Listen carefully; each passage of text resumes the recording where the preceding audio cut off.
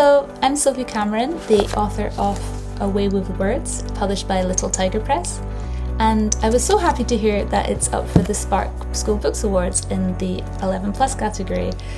I thought it was a really brilliant long list, so to have Away with Words make the final four in the shortlist is really exciting. Thank you so much. So to tell you a bit about Away with Words, it's set in a world where words physically appear as people speak. So speech is something that can be seen and touched as well as heard.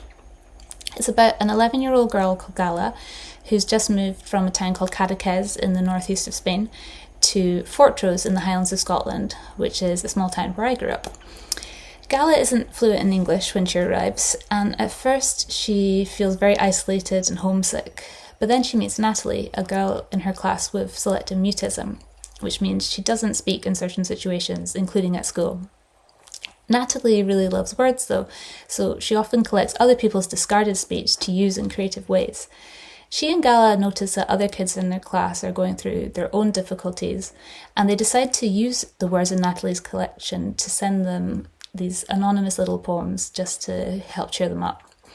But later on, somebody starts using the same method to send bullying messages, and Natalie and Gala are blamed for it.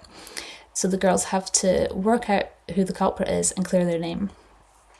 So it's a story about language, communication, and how we can build strong friendships, not just in spite of language barriers, but also across them. The idea came mostly from my own experience of learning languages. I live in Spain and I speak Spanish and Catalan, which are Gala's first languages. But sometimes I still have trouble with pronunciation, and it can be really frustrating when I know exactly what I want to say, but my mouth just won't make the words the way I want it to. It can sometimes feel almost as if the words are physically stuck at the back of my throat or getting trapped between my teeth. So from there I had this image of a world where words have this physical dimension, and I started thinking about what that would look like. So in Gala's world, if someone's feeling very happy and excited, the words might come out big and bold and bright colours. But if they're feeling shy or insecure, their words will be softer, smaller and paler colours, things like that.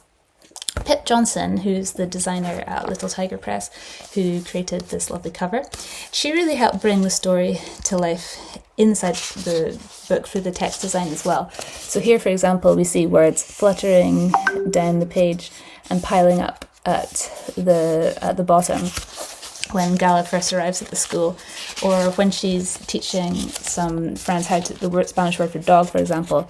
There's a little dog made from text at the bottom of the page. I like that one.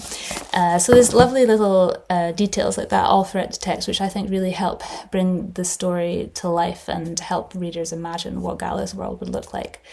So I really hope the book will be relatable for readers who have learned a second language or who have moved to a new place, and that for others it might give them some insight into what it's like to struggle with communication, or even encourage them to learn a new language for themselves.